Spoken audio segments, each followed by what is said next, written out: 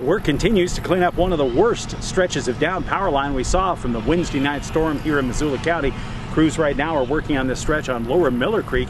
This is where those two young men were trapped under the lines that came down at the height of the storm. It started to pick up and the dust was just going crazy, and like we couldn't even see where we were going. At that point we probably should have just stopped, and then we kept going. And we got to the line down there, the big metal one, and we saw it sparking.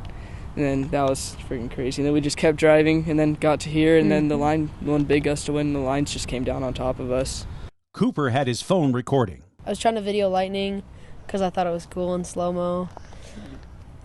But then I started like looking over here, and there was huge gusts of wind. So I turned my phone over there, and then I started pointing it just around. And then I pointed it up at the pole, and it started sparking. So I thought I had cut the video off, but I guess it kept going. So, and then that's when the poles came down. Yeah. Bennett, what did you think? I mean, when those poles started to come down, I mean, luckily you were between them, but as a driver, what was going through your mind? Yeah, it was like just really scary, and like when it came down on the car, it exploded, and that was really loud. And at that point, I was just like straight panic. I was like, "What do I do? What do I do? I can't get through this." It just fell on us.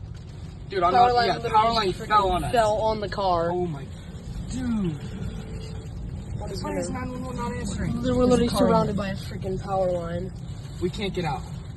For the residents who lived along this busy stretch of road, it was strangely quiet after the storm as they were trapped since the Wednesday night blast. What was kind of your experience when this storm hit? I mean, you were right on the front lines. Yeah, I was actually taking a nap, and the wind woke me up, and I was staring out my bedroom window right there with my daughter, and that's when the lines came down. I was like, we should probably step back a little bit, and then we just watched the chaos unfold from there. And you were pretty unharmed. You lost some trees, though, right? Yeah, everything's fine other than the trees, but whatever, it is what it is. And you were able to build up the spirits of the boys that got stuck under this too, right? Oh yeah, we were just hanging out with them, brought some water and some Gatorade, and joking with them. Yeah.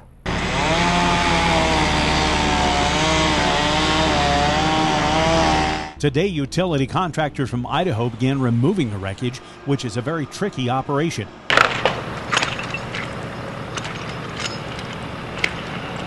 They even managed to allow Jay to get his truck out of the driveway for the first time since last week and get the power back on for him and his neighbors. Oh, it was great. I wasn't expecting any of this to be done until like later in the week, if not next week. But yeah, they came and banged it out this morning and said they should have the lines cleared by the end of the day so we can use this road again. And yeah, super happy. And to get the power back on this morning, wow, it was impressive. Those boys worked. It is impressive when you watch and you see what a mess it is to see how they go in there and just do it piece by piece. Yeah, it was great. I just watched them go, and I was like, wow, I didn't have any idea how they were going to approach it, and just watched them do it. It was like, okay, here we go. There's still a lot of work to be done. I've been told there are more than 24 power structures to be replaced or repaired between the top of the hill in Miller Creek and crossing the Bitterroot River, with comparable problems elsewhere, including on Mullen Road. But progress is being made. Missoula Electric Co-op was down to just a few hundred customers, still without power, even in that massive outage in Seeley Lake. And Northwestern Energy has most of its outages down to just a few trouble spots with up to 400 customers, most fewer than 50. The utility is warning people to stay at least 30 feet away from all down lines for safety. Governor Greg Gianforte has followed local leaders in declaring a disaster in Missoula and Monroe counties from the storm, which will open the door for state and perhaps federal aid. In Missoula, Dennis Bragg, Montana News Now.